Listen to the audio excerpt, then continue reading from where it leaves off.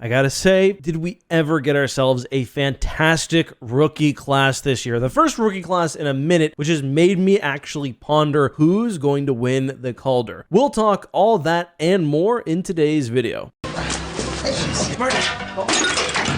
Today's video is brought to you by SeatGeek. I am so happy to have this sponsorship. It is a product I use every time I want to see a game where tickets are going to be more than a couple of dollars. With over 28 million downloads, SeatGeek is the #1 rated ticketing app. And with over 70,000 events listed on SeatGeek, including concerts, sports, festivals, and more, there's something for you. If you're watching this channel, probably hockey. Last time I was in Toronto, I used SeatGeek to get amazing tickets. I'm a talkative dude, ended up sitting next to an insurance salesman. He grabbed beers with the company card that night. It was awesome. Shout out to Witter, by the way, if you're watching this video. Either way, whether you're fighting for your life for Leaf tickets, or you've got the luxury of Panthers prices, SeatGeek has your back. Each ticket is rated on a scale of 1 to 10, so you know whether you're getting a good deal. 10 or green means good, red means bad. Each ticket is also backed by a buyer guarantee. And don't worry, I'll help you out a bit. You can use code ECK10 for 10% off your next set of tickets at SeatGeek. That's 10% off any tickets with promo code ECK10. Make sure you click the link in the description to download the app and have the code automatically added to your account so you can use it whenever. Thank you, SeatGeek. All right, so last year's Calder race was pretty obvious. Bedsy, first overall pick, named the best prospect in the league. Who would have thought it? But I feel like we haven't had a race this intense in a while, and I'm here for it. It honestly takes me back to 2015-2016, where it could have went to Connor McDavid, Artemi Panarin, or Shane Gostisbehere. What a season that was for the rookies. If you're assuming it was McDavid, no, it was the bread man. I was cheering for McDavid that year. Brandon was actually on Team Ghost Bear though, but again, we were both wrong. It was the 24-year-old rookie, the bread boy. Glad he's on my team now. So, who are the main culprits this year? Well, we already chirped Bedsy for going first overall and winning it, so let's talk this year's first overall pick, Macklin Celebrini. And even though the Sharks are the worst team in the league, this man has given life and hope back to the franchise. He has been the real deal and is a certified stud right off the bat. He's got 21 goals and 53 points in just 59 games this season, while stepping up immediately into that 1C role. Look at San Jose's roster. He's number 2 for forwards in time on ice per game. To be doing that at 18 is just beyond impressive. Funny enough, I compared him just now to Bedsy as the first overall pick, making a hell of a run for the Calder, stepping immediately into that 1C role. But I mean, his season has also reminded me of McDavid's, where he missed some time with a broken clavicle.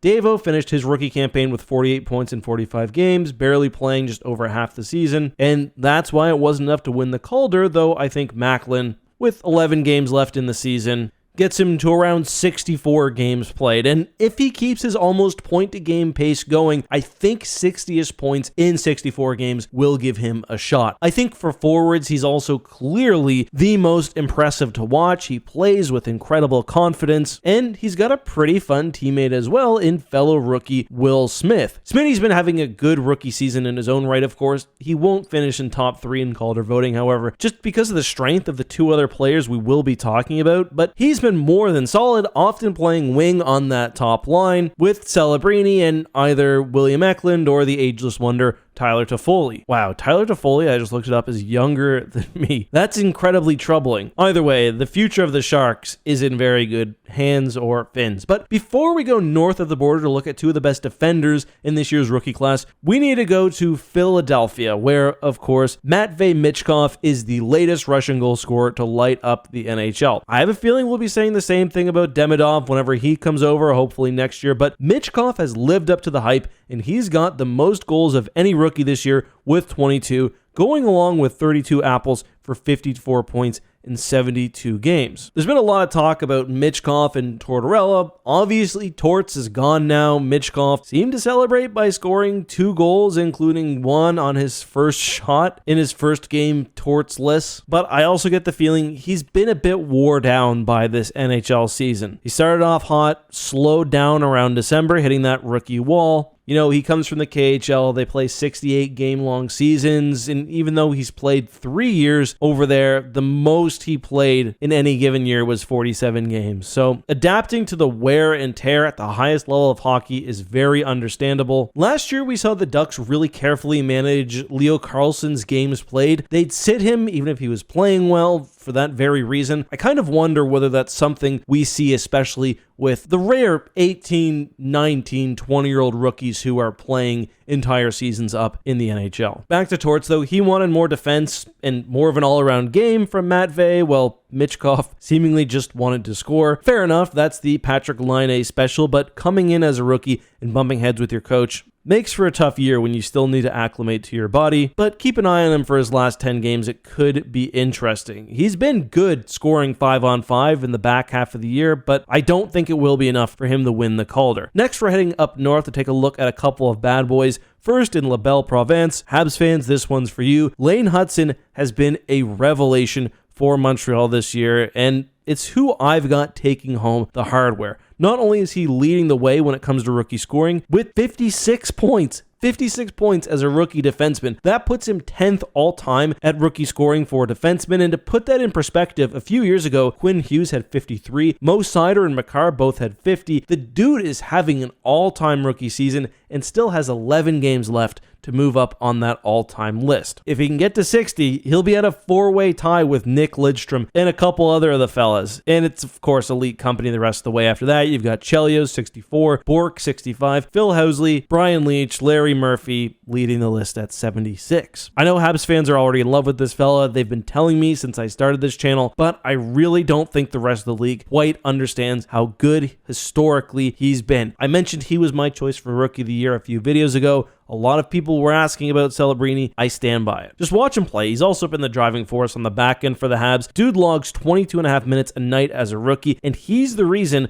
why the Habs are at least contending for a wildcard spot. That being said, right now they can't buy a point. They've taken 5 losses straight since that big win against the Senators. But if they do make it, it will be because of him, and I think that's the distinguishing factor when it comes to choosing the Calder. It has been a real shame to see the Habs completely fall apart, though, especially with how excited Habs Nation was getting. But it's possible the Habs have found their own Quinn Hughes. Could the ceiling be higher? That would be pretty wild. Now, onto the last fella that I think has a chance, although I do believe Hutson has it out of reach. We have to talk about Dustin Wolf. This dude's another certified stud all the way out west in Cowtown. I love seeing a young goalie stand out. Definitely the hardest position in the game to master as a young player, and he looks great for the Flames, and they've potentially found their goaltender for the foreseeable future. This is technically his 3rd season, but he's never hit that 10-game rookie cap, but he's rocking a 2.67 GAA, plus a save percentage of 9.09 with a record of 24, 15, and 5 in 44 games with 3 shutouts and 3 assists. Those are solid numbers. That's why I think he's the runner-up behind Lane Hutson. You can make the exact same argument that Calgary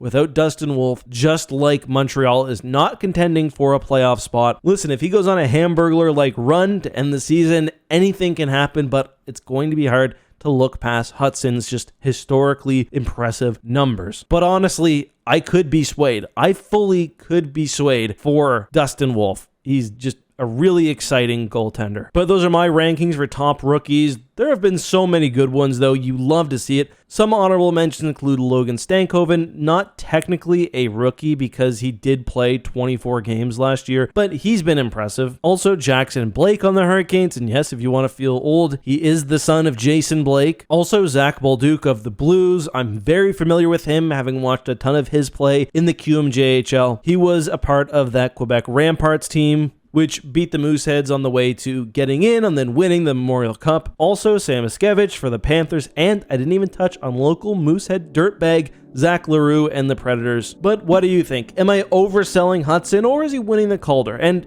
am I insane for saying he could potentially be better than even Quinn Hughes? Maybe. That's pushing it. Let us know your thoughts down below. If you enjoyed today's video, please drop a like, and if you want more content, there's a new basketball, football, and hockey video on screen right now. I'll see you soon. Thanks for watching.